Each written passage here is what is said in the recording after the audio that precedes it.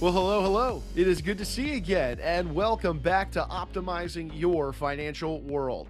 I'm your host and moderator, Ryan Ruff, and as always, we've got Mark Wade, the president of Echelon Family Office. He's standing by. He'll be jumping aboard with me in just a moment. We're going to be unpacking another wealth management topic. That's what we cover here on the show. And as we're moving deeper into season 3, we've got a really nice topic teed up for you guys today. And so I want to frame things up before we bring Mark out for just a quick moment. We all know about how people purchase life insurance, right? It can be used for a lot of different reasons. Probably the most common though is, taking care of your loved ones. But still others might be leveraging life insurance to achieve, different business concerns or maximize income. There are a lot of strategies. In fact, Mark and I had covered life insurance in terms of a more broad overview in a prior episode here on this show. But today we're talking about a specific purpose that life insurance can serve that many people aren't really aware of, and that is using life insurance for philanthropic giving so that you can leave a charitable, or really make a charitable impact via life insurance. Really interesting topic we've got here for you today. So let's go ahead and bring Mark on and let's unpack this. Mark, good to see you today. How you doing? Hey, Ryan, how are you today?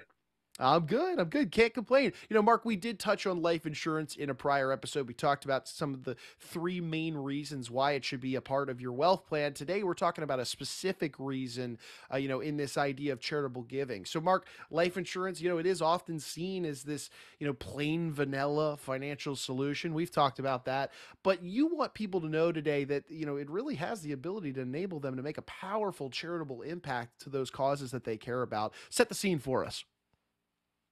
Ryan, you're right. I know we've talked about life insurance a couple times in previous episodes, and in some cases, you're right. We've dealt with it as for what the primary purpose people buy it for is to take care of their family. But here's something to think about, and this will may set the stage a little bit, and that is, what? It's just a tool. Life insurance is just one of the tools that we have in our financial toolbox, right? And life insurance at different times in a person's life can do a variety of different things, even with the same policy. You can accomplish so many different goals that you're trying to accomplish and satisfy so many different needs. So it's just a tool. Here's a favorite saying of mine. People say, I don't believe in life insurance. Great. You don't have to believe in it. It's not religion. It's just a financial tool. It's an economic transaction between you and the life insurance company. It's just another account to deposit money in. If you buy the right kind of insurance and fund it the right way for the right purposes, the economic advantage is tremendous. So to answer your question, life insurance can be used very effectively in some simple ways. And that's what we're going to talk about today is just the simple ways. Previously, we've talked about grantor retained trusts, life insurance trusts. We've talked about charitable lead trusts. We talked about remainder trusts. Today, we're just going to talk about gifting life insurance. And it can be very effective for causes that you care deeply about, by providing a payout from a policy to a charitable organization in the form of a death benefit. They could be a beneficiary, right? But typically this life insurance is significantly going to exceed the value, is going to exceed the amount of premiums that you paid for the policy. So the bottom line is you may be able to use life insurance to make a much larger charitable gift to your favorite charity than you thought might otherwise be possible. Okay. And you can then, really magnify the power of your gifting by gifting that life insurance the death benefit, to making that individual charity be a beneficiary. No, this is great, Mark. And I want to unpack this even further. You had mentioned, based on the kind of insurance that you utilize. Talk to me. What kind of life insurance are we talking about here with relation to charitable giving? So the two basic types that most people are going to recognize are term insurance and permanent insurance, right? And either one of these can be donated to charity, but permanent insurance is the one that is typically used for donations because it it's not in force for only a certain number of years, okay, as a term life insurance policy would be. This policy can last your entire life. So this way the gift will eventually be made even if you as the donor live an extremely long life. Another advantage of using, a permanent life insurance policy is that the charitable organization can surrender the policy for cash or borrow against it if they're the owner of the policy. So there's different ways that life insurance can benefit your favorite charity.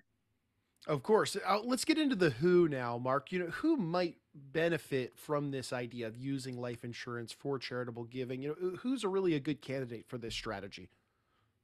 Yeah. So there's so many different ways, but let's talk about some of the obvious ones, right? So, the use of life insurance to fund a charitable organization might be appealing to you if, for example, you don't have beneficiaries who are in need of the money any longer from that policy.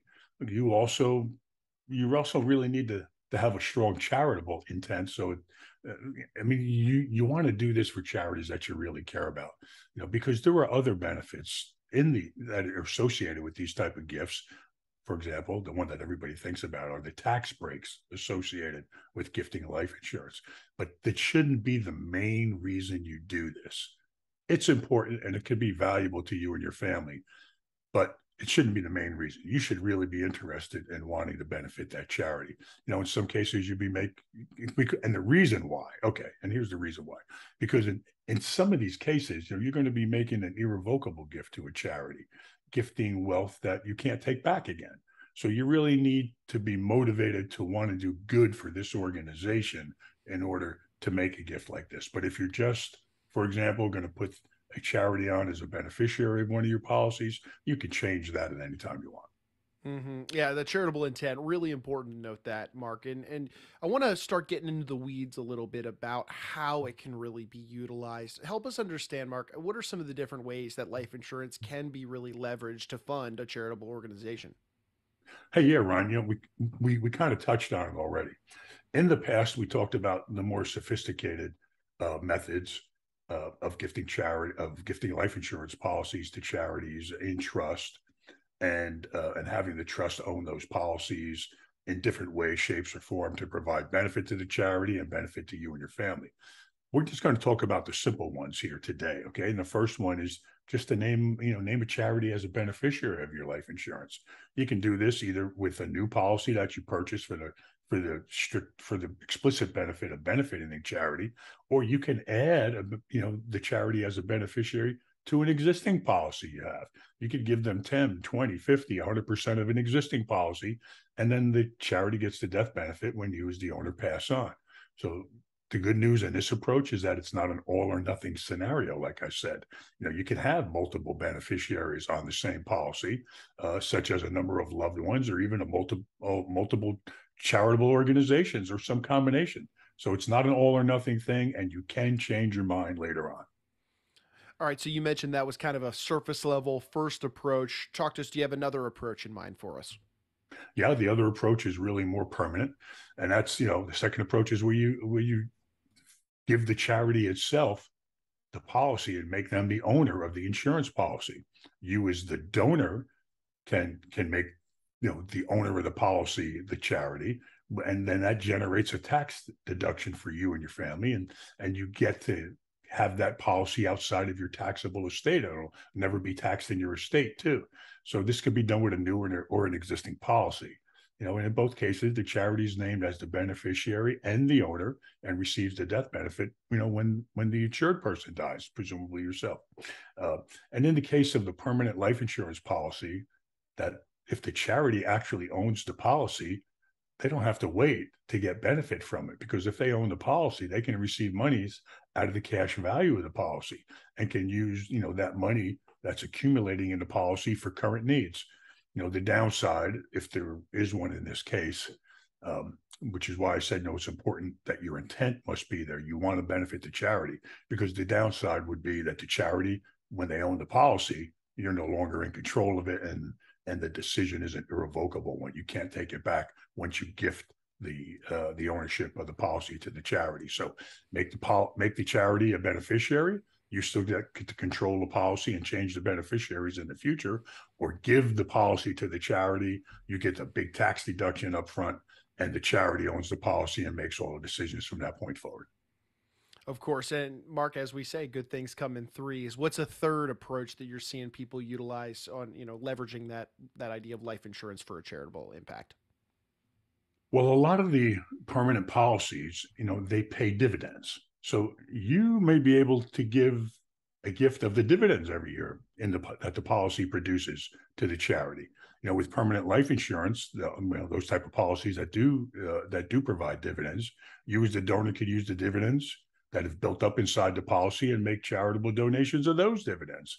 That way, the charity gets the cash without having to wait, um, and and you get a deduction. So these contributions are tax deductible, obviously, and you as the owner, you keep control of the life insurance policy. So, dividends payments may vary from year to year, which would impact the amount that you're giving each and every year. But nevertheless, it's an extremely flexible and effective way to give assets inside a policy to a charity, your favorite charities. Oh, that's great. I love that, Mark. And you had mentioned, obviously intent that needs to be at the forefront of concern when we're moving through charitable giving and all that's tied to it. But you did mention, there are the tax breaks that are offered through different circumstances. I would imagine that each one of the approaches that you just mentioned for us comes probably with its own tax advantages and disadvantages. Am I correct in saying that? Yeah, different approaches are going to have different tax implications, for the donor. And so if a charity is named as the beneficiary, the donor continues to pay the premium and there are no tax deductions because they're not getting anything right now. They're only going to get the proceeds from the death benefit when you pass away. Okay, but if the charity owns the policy, there can be significant tax breaks for the charitable contribution and for the premium payments in a lot of cases. So, charity gets money now, charity gets money later. You get a tax deduction now, you get a tax deduction, your family gets a tax deduction later. No, it's really good stuff here, Mark. Now, as we're kind of bringing the conversation to a head here, we're talking about tax mitigation here. Would you say that an approach towards charitable giving strategies should be done within a framework of broader tax planning in mind? Obviously, intent still at the forefront of concern, but would you say that it should be done within a framework that has, broader tax planning in mind? Hey, Ryan, without a doubt, because look, this is a team sport, right? Financial planning, wealth management, it's a team sport. You need a variety of different people on your team to make sure that what you're doing uh, is proper, is that follows the rule of law and provides tremendous benefit to the charity and yourself. So, without a doubt, when making gifts to any charity, especially gifts that involve financial products and legal structures like, life insurance and trust accounts, you have to consult, with your tax and wealth management professionals. They have to they have to be able to commiserate amongst each other to make sure that everything is happening for your best benefit. So taking that step, is going to better enable you to understand what your options are, and it's going to help ensure you're making a decision that's right for you and your family and in your particular situation and now and in the future. And let's not forget the organization that you're trying to endow and make a big difference for. So absolutely. Sure. And Mark, we've talked about charitable giving on this show before, so I know that this is a recurring conversation that you're having with clients over at Echelon Family Office. For anybody out there in the audience that's hearing this conversation, they're thinking about, oh wow, maybe there really is some value here with life insurance and leveraging it for a charitable gift and making that impact. And maybe they're interested in reaching out to you and your team to talk about their unique situation, how they might be able to leverage these approaches you mentioned. What would be the best way they could get in touch with you today? Of course, and thanks, Ryan. They can visit us on the web at www.echelonoffice.com. That's ECHELON, the word office.com. They can contact me directly. They can contact me at MWade, that's MWADE, at Echelon Wealth, ECHELON, the word wealth.com.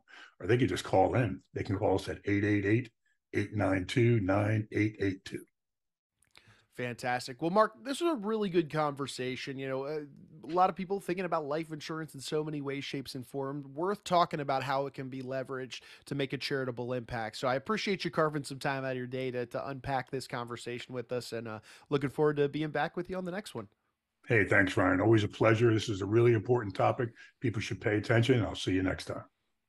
All righty. Thank you, Mark. And hey, look, we want to say one final thank you to our audience. We appreciate you guys stopping by and being with us here on the show today. If you took anything away from today's conversation and you benefited from it some way, shape, or form, just a favor and subscribe to the show on whichever platform you did check us out on today. That way you'll never miss a future conversation where we hope to bring value to you and yours. We're talking about a lot of strategies, solutions that Mark is implementing with his clients over at Echelon Family Office, and we'd love to have you aboard with us for these future conversations that, again, could add value. So, hey, for Mark, I'm Ryan. We're going to go ahead and say so long today, but we appreciate you stopping by and being with us on Optimizing Your Financial World.